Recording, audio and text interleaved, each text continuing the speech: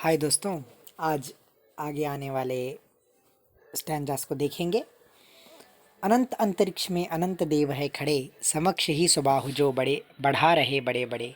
परस्परावलंब से उठो तथा बढ़ो सभी, अभी अमर्त्य अंक में अपंक हो चढ़ो सभी। रहो न यूं कि एक से न काम और कासरे, वही मनुष्य है कि जो मनुष्य के लिए मरे। इन पंक्तियों में कवि कहते हैं कि जो उदारवान होते हैं, जो दयावान होते हैं, जब उनकी मृत्यु होती है तो मृत्यु के उपरांत उन पर क्या गुजरती है, उनके साथ किस तरह देवता बर्ताव करते हैं, उसके बारे में बताया है। कहते हैं कि अनंत अंतरिक्ष में अनंत देव है खड़े। जो उदारवान, जो दयावान, जो अच्छे लोगों की जब मृत्यु होती है, सो मृत्यु होती है, तो वहाँ पर अनंत अंतरिक्ष मतलब इतना बड़ा अंतरिक्ष होता है जिसका कोई अंत नहीं होता।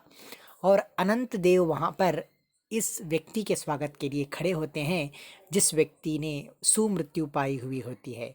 सो अनंत बहुत बड़े अंतरिक्ष में बहुत सारे देवता स्वागत के लिए खड़े होते हैं। इसके साथ साथ समक्ष ही स्वबाहु जो बढ़ा रहे बड़े बड़े सामने आते हैं, आकर स्वबाहु मतलब अपने हाथों को फैलाकर स्वागत के लिए हाथ आगे, बड़े बड़े हाथों को आगे बढ़ाते हैं।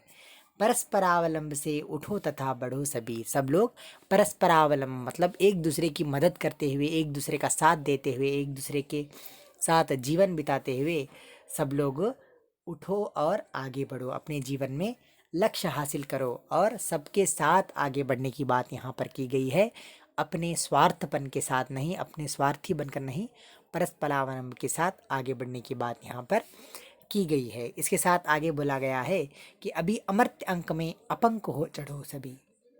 अमर्त्य अंक का मतलब होता है देवताओं की गोद में। तो जब अच्छा इंसान की मृत्यु होती है तो वो देवताओं के गोद में जाता है और वो अपंक होकर जाता है। अपंक का मतलब है वो कलंक रहित होकर जाता है। देवताओं की गोद में अपंक होकर सब लोग जो उदारवान होते हैं वो जाते हैं।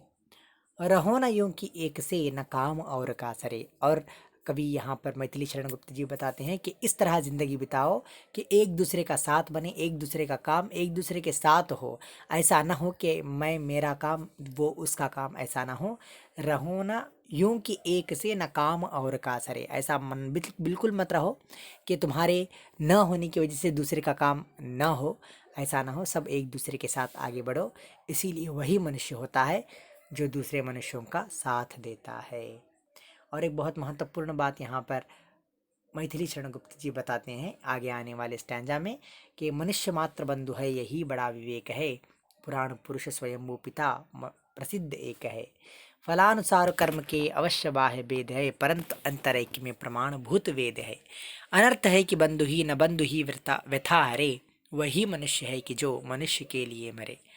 तो यहाँ पर मैथिली शरण गुप्त जी बता रहे हैं कि मनुष्य मात्र बंधु है यही बड़ा विवेक है। तो हमारा बंधु, हमारा मित्र, हमारा सखा, हमारा सगा, हमारा संबंधी सिर्फ मनुष्य ही हो सकता है और कोई हमारा साथ नहीं दे सकता।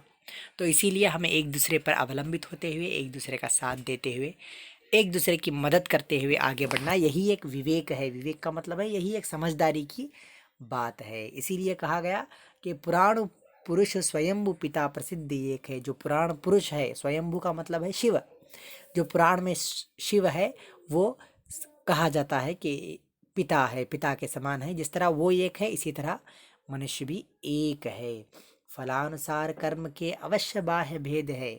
इंसान के कर्म के अनुसार उसके फल अलग अलग होते हैं, उसके बाह्य, उसके भेद, उसके तरीके अलग अलग होते हैं। सबका कर्म अलग अलग तो उसके फल भी अलग अलग मिलते हैं। लेकिन परंतु अंतरैक्य में प्रमाणभूत वेद है। जो हमारे अंदर अंतरैक्य है मतलब हमारी जो आत्मा है, सब लोगों की आत्मा वो एक ही होती है। इसका प्रमाण कौन देते हैं? वेद देते हैं। तो हमारे अंदर की आत्मा एक जैसी होती है। अनर्थ है कि बंधु ही न बंधु की व्यथा व्यथा हरे।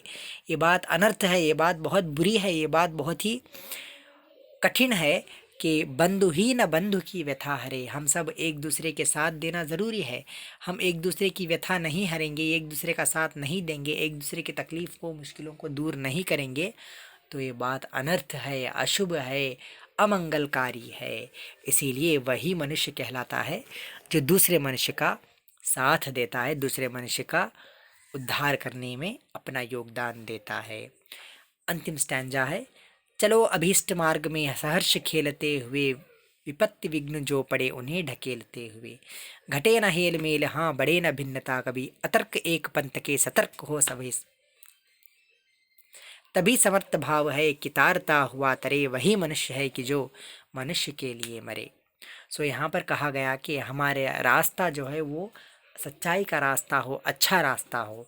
सो पहले स्टैंजा में कहते हैं कि चलो अभीष्ट मार्ग में, अभीष्ट मार्ग मतलब बहुत ही जो तुम्हें इच्छुक मार्ग हो, जो तुम्हारा अच्छा सच्चा मार्ग हो, उस मार्ग पर चलो, लेकिन सहर्ष खेलते हुए, जीवन को खेल की तरह खेलकर चलो। जीवन में हर एक पड़ाव आते रहता है, जिस तरह खेल में पड़ाव आता है, इसी तरह जीवन में भी पड़ाव आता है। तो जीवन को सहर्ष, हर्ष के साथ, खुशी के साथ खेलते हुए जाना है। और विपत्ति विघ्न जो पड़े उन्हें ढकेलते हुए, जीवन में जो भी विपत्ति आती है, जो भी मुश्किलें आती है, जो भी परेशानी आती है, जो भी विघ्न आते हैं, उनको क्या करना है, ढकेलते हुए, कुचलते हुए, सरकाते हुए हमें आगे जाना है।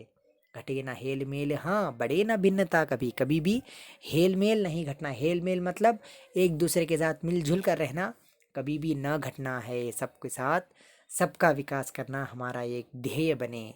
बढ़े न भिन्नता कभी, कभी भी हमारे अंदर भेदभाव भिन्न कभी न बढ़े।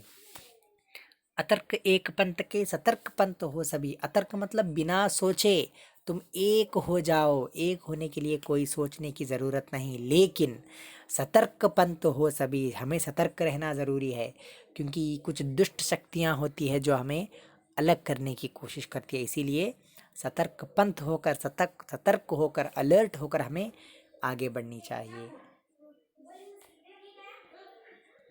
तभी समर्थ भाव है कि तारता हुआ तरे, तभी एक समर्थ भाव होगा, एक सामर्थ्य आएगा कि हर चीज़ के, हर मुश्किलों को जूझता हुआ, तारता हुआ, ढकेलता हुआ आगे बढ़ेगा।